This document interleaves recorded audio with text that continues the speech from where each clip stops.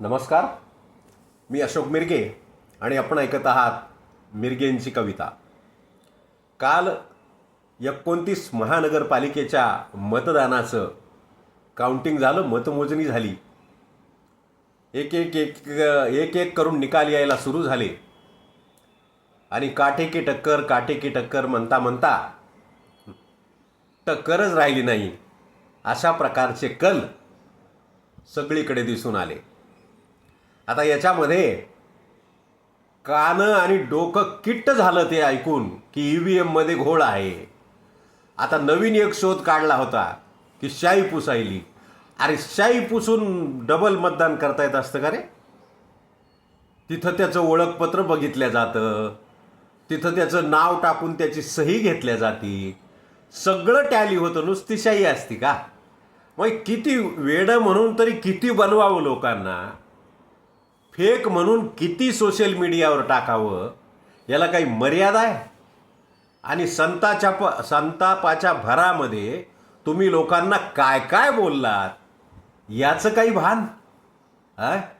हा तिताईपणा कशामुळं? काय केलं? कुणी बाप काढले कोणाचे? तुम्ही खानदान काढली, त्याच्या जन्माचे दाखले तपासा. अरे काय तुमची लेवल कोणती? तुम्ही बोलायलेत काय? आणि सध्या एक फॅशन निघाली आहे, धर्मावर टीका करायची असेल कोणा तर ती हिंदू धर्मावर करायची. बस, हिंदू असंघटित आहे, सर्वांना माहीत आहे, आणि आपल्यातल्यानीच त्यांना बोलावं. आहा, वा वा वा, काय प्रभू रामचंद्रापर्यंत तुम्ही गेले की ज्यांनी एक पत्नी, एक वचनी, एक बाणी म्हणून ज्याचा आदर्श आम्ही रामचंद्राचा घेतो. 500 वर्ष लागले त्याला अयोध्येत आणायला. त्या रामाची तुम्ही टिंगल करावी? शबरी बरोबर त्याचे अनैतिक संबंध, तो शबरी बरोबर फिरला. अरे वा, काय काय काय म्हणावं?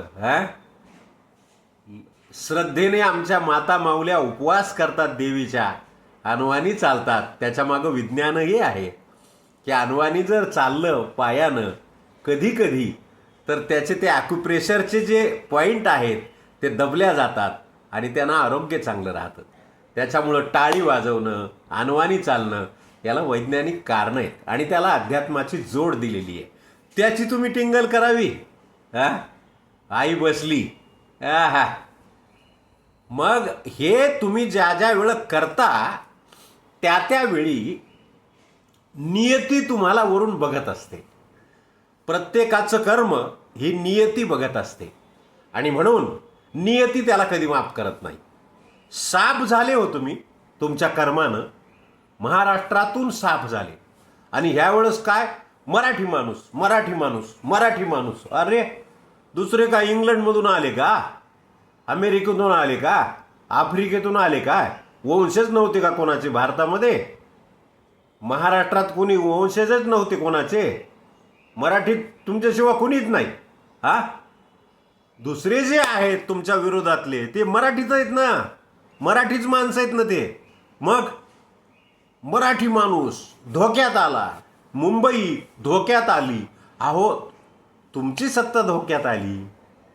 एवढं लोकाला कळत नाही का? कळत नाही का एवढं लोकाला? आणि याच्यामुळं मी निघाल्यानंतर ही कविता तयार केली आहे माझी. कारण मी माझ्या यूट्यूब चॅनलवर सुद्धा, फेसबुकला सुद्धा जे व्हिडिओ टाकतो त्याच्यात हमेशा लिहितो की मी सुपारी साहित्यिक नाही, सुपारी कवी नाही, संमेलनाला जाणारा साहित्यिक नाही, संमेलनात जाऊन आपलीच बडवून घेणारा साहित्यिक नाही. सडेतोड बोलतो, परखड लिहितो, निर्भीड लिहितो.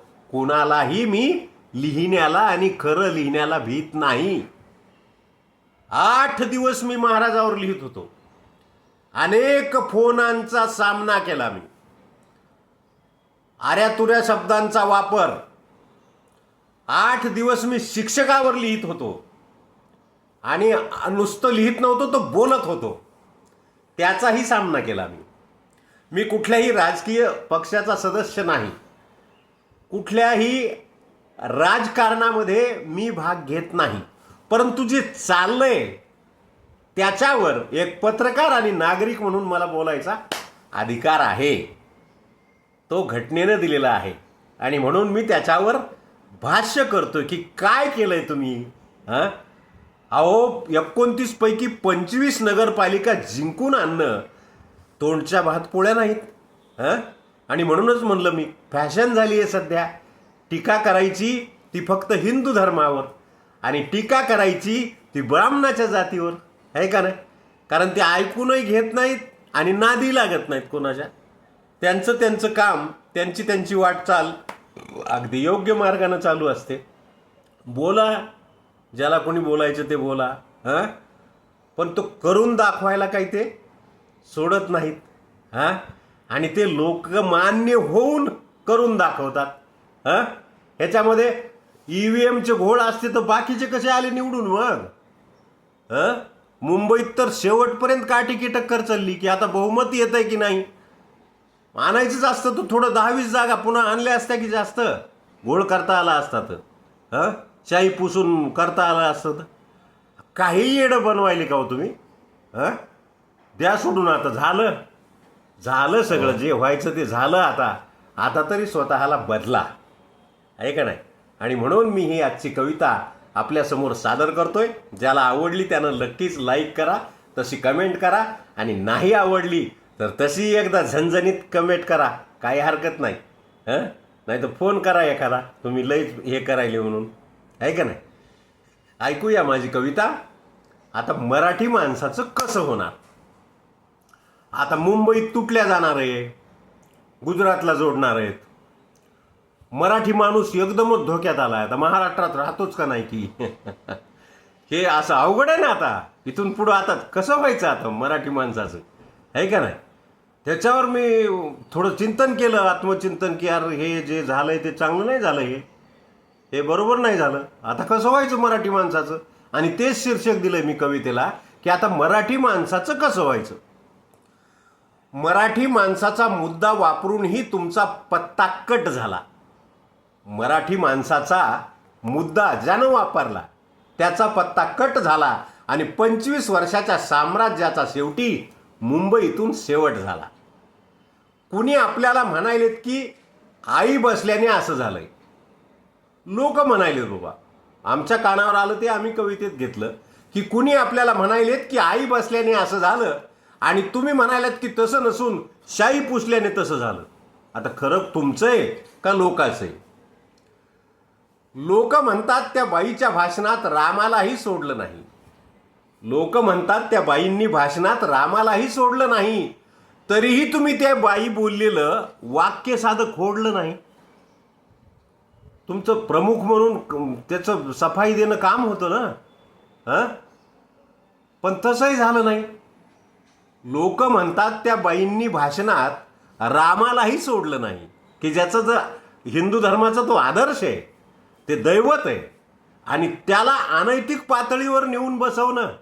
हां, लोक म्हणतात त्या बाईंनी भाषणात रामालाही सोडलं नाही, तरीही तुम्ही त्या बाईनं बोललेलं वाक्यसुद्धा खोडलं नाही. बघा ना कसं आहे ते. लोकशाहीच्या रणांगणावर काल रोमहर्षक युद्ध झालं. लोकशाहीच्या रणांगणावर काल रोमहर्षक युद्ध झालं आणि तुम्ही एकटे म्हणजे महाराष्ट्र नाही, हे पुन्हा एकदा सिद्ध झालं. महाराष्ट्र महाराष्ट्र महाराष्ट्र, आम्ही म्हणजे महाराष्ट्र. नाही, तसं नसतंय. महाराष्ट्र म्हणजे 14-15 कोटी, तुम्ही नाही. हं, लोकशाहीच्या रणांगणावर काल रोमहर्षक युद्ध झालं, तुम्ही एकटे म्हणजे महाराष्ट्र नाही, हे पुन्हा एकदा सिद्ध झालं. ज्या मराठी माणसाला आपण खोटं बोलण्याचं पाप केलं, ज्या मराठी माणसाला आपण खोटं बोलण्याचं पाप केलं, त्याच मराठी माणसाने तुम्हाला महाराष्ट्रातून साफ केलं. एकटी मुंबई नाही, सगळीकडंच दे दनादन. फक्त स्वार्थासाठी तुम्हाला कोणी परप्रांतीय असतो.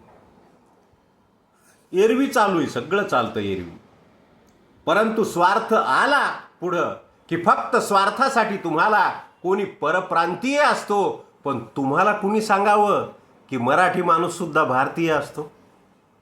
कुणी सांगायचं? फक्त स्वार्थासाठी तुम्हाला कोणी परप्रांतीय असतो, पण तुम्हाला कुणी सांगावं की मराठी माणूस सुद्धा भारतीय असतो. आता ज्या पक्षाला बहुमत आहे ते म्हणतील तसं होईल. बरोबर आहे की नाही? आता ज्या पक्षाला बहुमत आहे ते म्हणतील तसं होईल. तुम्ही कशाला चिंता करता की मराठी माणसाचं कसं होईल? हां, आता गरजच नाही ना. आता मराठी माणूस बघून घेईल स्वतःचं कसं होईल ते, आहे का नाही? धन्यवाद. आवडला असेल तर नक्कीच माझ्या यूट्यूब चॅनलला सबस्क्राईब करा, लाईक करा, शेअर करा, कमेंट करा. पुन्हा एखादा नवीन विषय घेऊन मी आपल्यासमोर येईल.